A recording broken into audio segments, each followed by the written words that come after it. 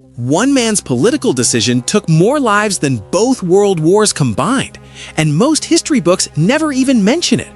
For centuries, empires, dictators, and even ordinary neighbors have carried out tragedies so horrifying that entire governments conspired to erase them from the historical record. Survivors who tried to speak were silenced, evidence was burned, and the fallen were buried in hidden sites that nobody was ever supposed to find. Join us and let's discover the worst historical events that humanity tried to bury forever. Let's go! Number 13. The Massacre of Praga. On November 4th, 1794, Russian soldiers stormed the suburb of Praga on the eastern bank of Warsaw, Poland. Their mission was one word: revenge. Months earlier, Polish rebels had eliminated roughly 2,000 Russian troops during a violent uprising. Now, General Alexander Suvorov arrived to settle the score. When the defenses crumbled, his soldiers didn't stop at combatants. They kicked down doors, dragged families into the streets, and eliminated them where they stood. Women were severely mistreated. Elderly men were struck down in their beds. Families who tried to run were taken out without a second thought. The entire district was torched, and the glow of the inferno could be seen for miles across the countryside. To understand the scale, picture a packed sports arena holding 20,000 fans. Now imagine every single one of them gone within hours. That is what happened in Praga. The Vistula River ran red as hundreds were dumped into the current. The psychological impact was immediate and devastating. When Suvorov marched on central Warsaw days later, the city surrendered without firing a single shot. The citizens had watched the tragedy unfold from across the river, and they knew resistance meant total annihilation. This single afternoon of savage brutality crushed the Polish independence movement for over a century.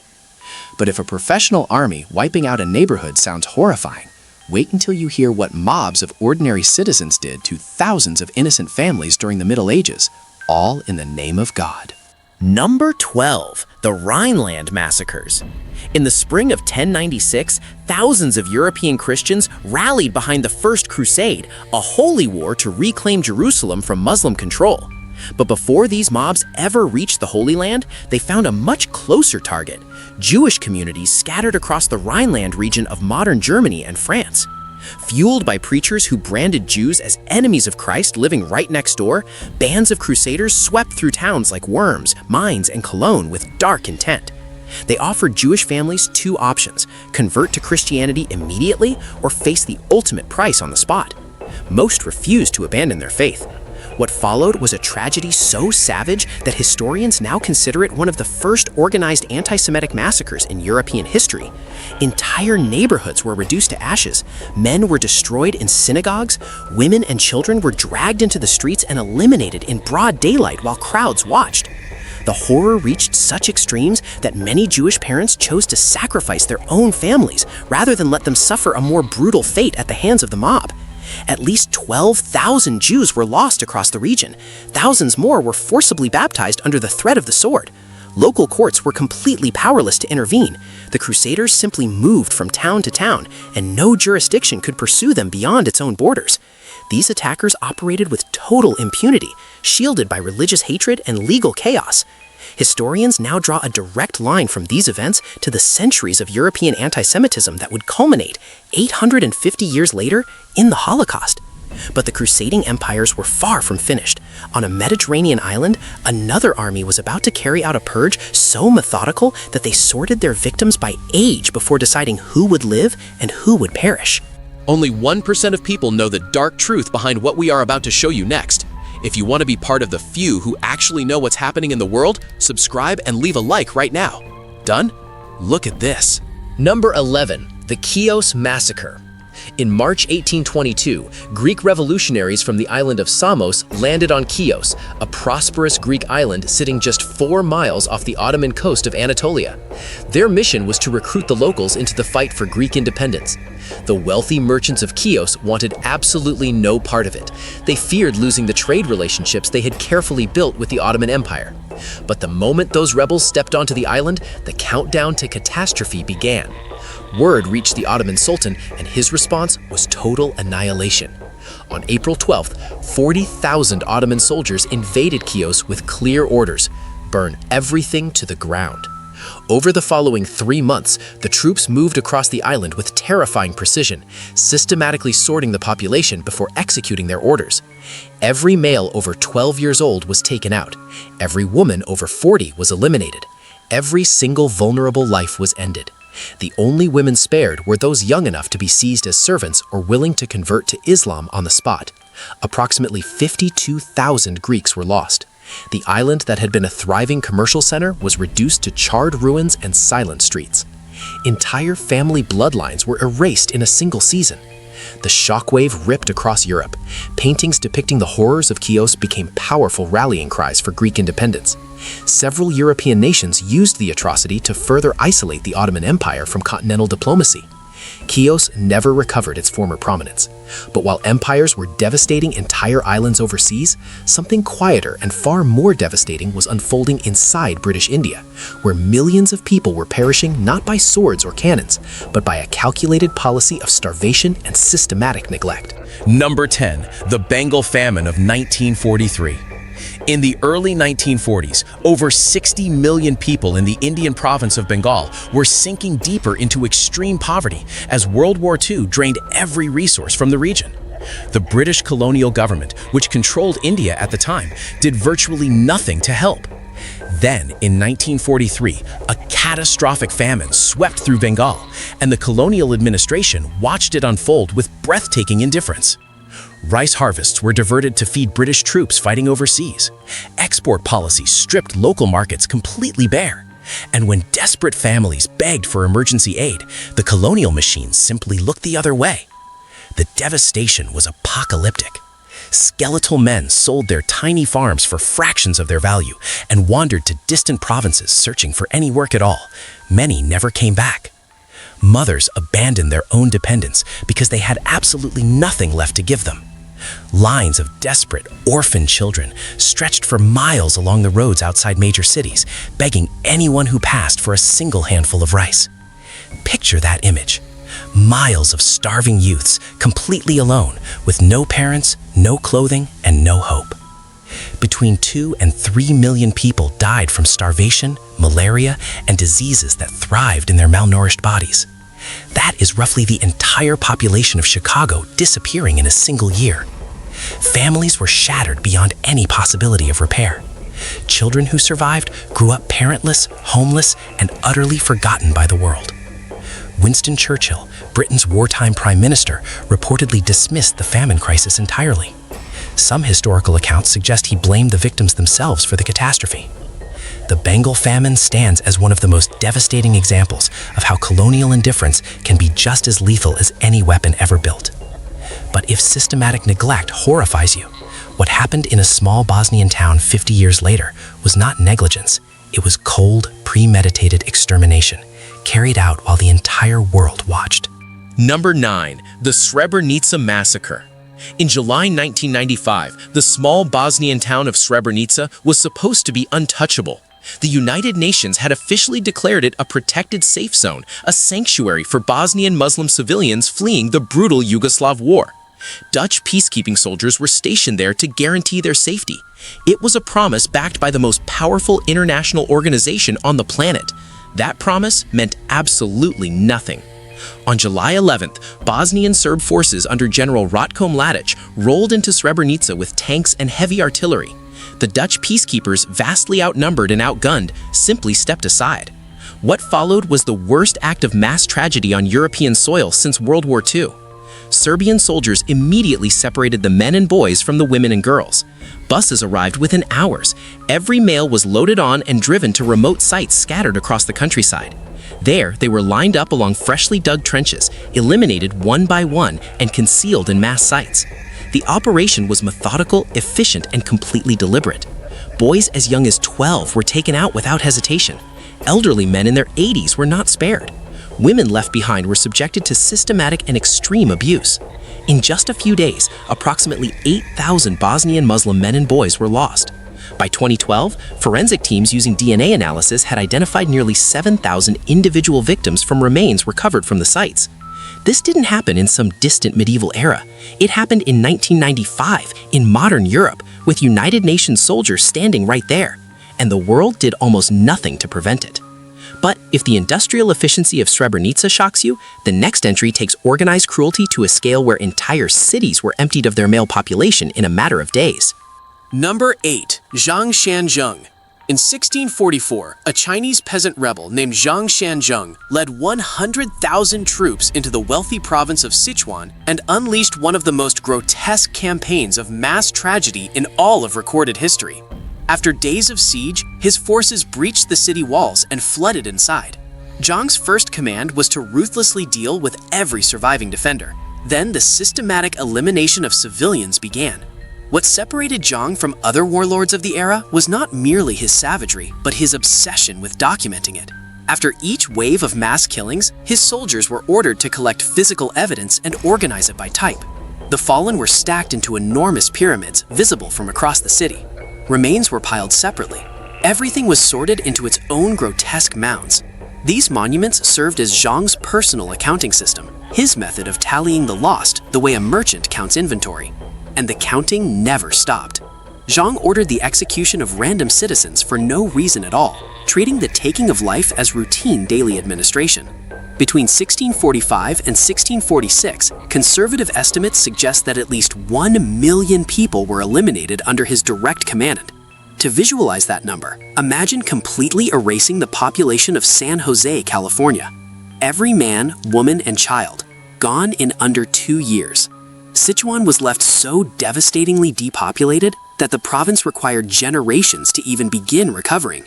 Zhang's brief reign stands as one of the most concentrated episodes of mass loss by a single leader in Chinese history. Yet as monstrous as one man's dark intent can be, the next entry proves that when a modern government transforms science itself into a weapon of systematic cruelty, the horror reaches a level that defies all human comprehension. Number 7. Unit 731. During World War II, the Japanese Imperial Army operated a top-secret facility in occupied Manchuria, China. Its official name was the Epidemic Prevention and Water Purification Department of the Kwantung Army. Its real designation, known only to those inside, was Unit 731. What happened behind its walls ranks among the most horrifying acts ever committed by a modern nation. At least 250,000 Chinese citizens were used as living test subjects in experiments so barbaric they defy belief. Prisoners were strapped to operating tables and subjected to extreme procedures while fully conscious, without any form of anesthesia, so Japanese doctors could observe their organs functioning in real time. Perfectly healthy subjects were altered solely to study physical limits and the progression of infection. Others were deliberately injected with severe illnesses, then operated on against their will to watch how the diseases devoured their bodies from the inside out. Some victims were placed in pressure chambers until they suffered unthinkable physical extremes. Others were pushed to freezing temperatures to test tissue recovery in the harshest ways imaginable. This was not a rogue operation run by a handful of deranged officers. Unit 731 was a fully funded, government-sanctioned military program with the explicit goal of developing biological weapons for the Japanese war machine. And here is the detail that makes it truly unforgivable. After the war ended, the United States secretly granted full legal immunity to every single Unit 731 scientist in exchange for their research data. No trials, no punishment. Survivors who tried to expose the truth were dismissed as liars and branded communist propagandists. Their testimonies were buried for decades. But if secret government laboratories sound like the absolute bottom of human depravity, the next event will prove that sometimes total contempt for life can produce horrors that are just as devastating. Number 6. The Nanjing Massacre. In December 1937, Japanese imperial troops captured the Chinese capital city of Nanjing and unleashed 6 consecutive weeks of violence so extreme that even veteran war correspondents struggled to put into words what they were witnessing. The event is now known as the Fall of Nanjing, and even that name does not begin to capture the full magnitude of the horror. Japanese soldiers swept through the streets, eliminating unarmed civilians completely at random. Prisoners of war were lined up in rows and used for live target practice by junior officers. Hundreds of men were marched to the banks of the Yangtze River, fired upon into the water, and left to choke the current downstream for days. But the depravity went far beyond mass execution. Documented accounts describe Japanese soldiers forcing Chinese family members to endure unthinkable cruelty against each other while the troops watched and laughed. Officers organized public competitions to determine who could eliminate 100 unarmed civilians the fastest using a single weapon. Japanese newspapers actually covered these killing contests as if they were sporting events, printing running scores alongside photographs of grinning officers proudly posing with their blades. Women of every age were systematically subjected to extreme abuse on a scale almost without precedent in modern warfare. Conservative estimates suggest over 20,000 women were violated during the occupation. The official Chinese death toll exceeds 300,000. Imagine the entire population of Pittsburgh completely erased from the map in just 6 weeks. That is the reality of Nanjing. Despite decades of denial from the Japanese government, numerous Japanese veterans who served there have publicly confirmed every detail. But halfway across the world, another horror was already building, one that would claim 8,000 lives every single day for 100 days straight. Number 5. The Rwandan Genocide. On April 6, 1994, a plane carrying Rwandan President Juvenal Habyarimana was shot out of the sky over the capital city of Kigali. Within hours, radical factions of the Hutu ethnic majority blamed the minority Tutsi population for the assassination, and the machinery of total devastation roared to life. What unfolded over the next 100 days became one of the fastest and most terrifyingly efficient mass purges in all of human history. The paramilitary group known as the Interahamwe had been organized and armed months in advance, composed entirely of radicalized Hutu civilians. Radio stations blasted messages of pure hatred around the clock, calling Tutsis terms of disgust and urging every single Hutu citizen to pick up a weapon and eliminate their neighbors immediately. Millions obeyed. The primary weapon was not bombs or artillery, it was the machete. Neighbors destroyed neighbors. Co-workers struck co-workers down. Teachers eliminated their own students in schoolyards. The tragedy was intimate, face-to-face, deeply personal. An estimated 800,000 Tutsis and moderate Hutus were lost in just over 3 months. That averages to roughly 8,000 people gone every single day. To grasp that pace, imagine an entire small town wiped out before sunset, then another one the next day, and the next for 100 consecutive days. Women were systematically abused before being eliminated. Entire families were broken apart. Expecting mothers were targeted specifically. The United Nations and the United States were fully aware of the crisis as it unfolded in real time. Major intervention did not arrive until it was far too late. Rwanda remains one of the most damning failures of modern civilization. But the Ottoman Empire had already perfected the machinery of ethnic tragedy decades earlier, using something even more devastating than blades: forced starvation. Number 4. The Armenian Genocide. Starting in 1915, the Ottoman Empire launched a fully systematic campaign to eradicate the Armenian population from eastern Anatolia. There had been no rebellion, no armed uprising, no credible security threat of any kind. The Ottoman leadership simply decided that the Armenian minority posed a hypothetical danger to the stability of the empire, and that was enough to justify their total elimination from the face of the earth. The tragedy was executed through 3 carefully coordinated methods. First, mass eliminations. Armenian men were rounded up in groups, force-marched to isolated locations far from any witnesses, and completely wiped out. Second, forced religious conversion. By 1923, up to 200,000 Armenian women and children had been violently stripped of their identities and absorbed into Muslim households entirely against their will. Third, and most devastating of all, were the forced marches. Entire communities were ripped from their homes and forced to walk through the blistering Syrian desert, with no food, no water, and no destination other than their final breath. Women and children stumbled across mountain passes until they collapsed from exhaustion. Men who fell behind were either abandoned to fade slowly under the scorching sun or eliminated where they dropped. Others were herded into makeshift camps where rampant disease and starvation finished what the soldiers had started. Between 1 and 1.8 million Armenians perished. To visualize that devastation, picture the entire population of Philadelphia simply vanishing. The Armenian Genocide is widely recognized as the first industrialized tragedy of its kind in the 20th century, and yet Turkey to this day officially refuses to acknowledge it as such.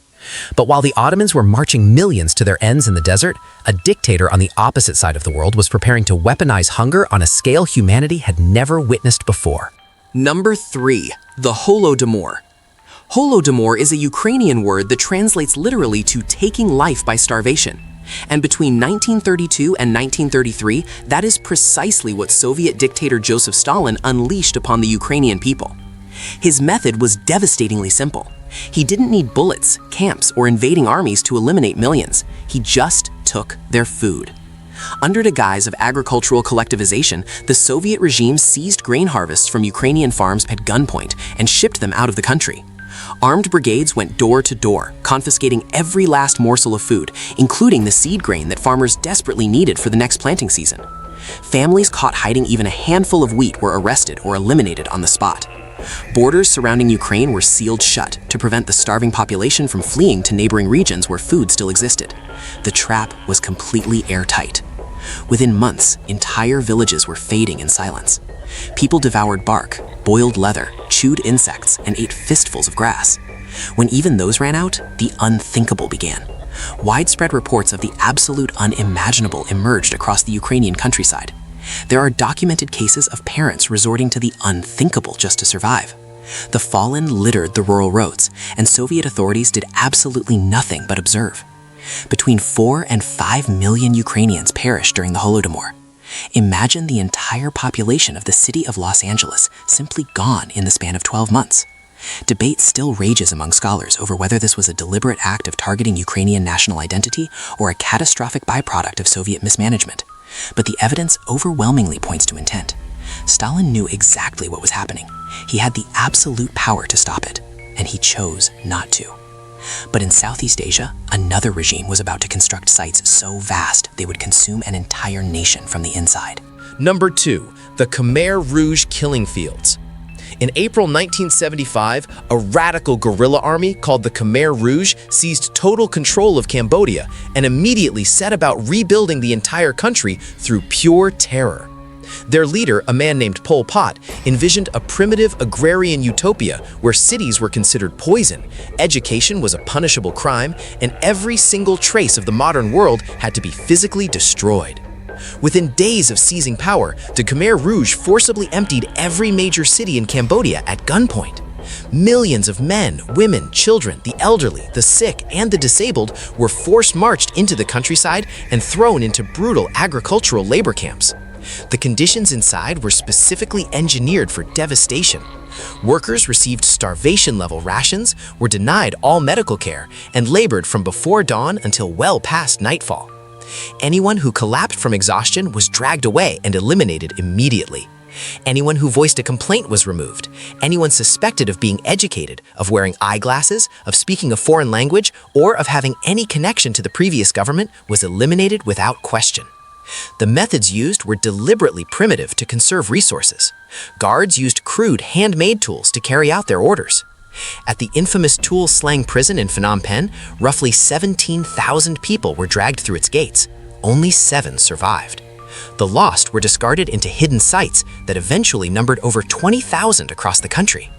Between 1975 and 1979, the Khmer Rouge cost the loss of an estimated 1.7 to 2 million Cambodians. That represents roughly 1 out of every 4 people in the entire nation. Look around at your family and realize that statistically, 1 of you would not have survived. But the number 1 entry on this list dwarfs even this nightmare, with a toll so astronomically high that the human mind almost cannot process it. Number 1. The Great Leap Forward. Between 1958 and 1962, Chinese Communist leader Mao Zedong launched an initiative he called the Great Leap Forward, an enormously ambitious plan to transform China from a rural farming society into a modern industrial superpower virtually overnight. It became the single deadliest man-made catastrophe in all of recorded human history. Mao ordered the immediate collectivization of every piece of farmland in the country and forced hundreds of millions of peasants into massive agricultural communes. Private farming was completely outlawed. Local officials across China, absolutely terrified of displeasing Beijing, began reporting wildly exaggerated grain production numbers to their superiors. The central government, genuinely believing the nation was drowning in surplus food, exported enormous quantities of grain to foreign markets, while its own citizens perished from severe hunger in their homes. The failures cascaded at every level simultaneously. Farmers were ordered to abandon centuries of proven agricultural techniques and adopt experimental methods that completely obliterated crop yields. Millions of agricultural workers were pulled from the fields and commanded to produce steel in crude backyard furnaces, melting down their own essential farming tools into useless lumps of metal. With nobody left to plant or harvest the actual food, agricultural production across the entire country collapsed. The resulting famine was biblical in its devastation. Entire provinces went dark and silent. Remote villages were discovered completely empty, every inhabitant gone. Parents watched helplessly as their families wasted away. Reports of the absolute unthinkable surfaced across multiple regions. People ate mud, stripped bark from trees, and in the most desperate cases, consumed the unimaginable. Conservative estimates place the total toll between 40 and 55 million people. Some historians push that figure beyond 70 million. To even begin to comprehend that number, picture the entire population of Spain completely erased from existence in just 4 years. Mao's government never once acknowledged any wrongdoing. The Great Leap Forward remains the single deadliest event caused by government policy in all of human history, a catastrophe so enormous that its full scale is still being uncovered to this very day. If you thought this was terrifying, you are not ready for what they found in the video on your screen. Click it right now. The truth is worse than you think.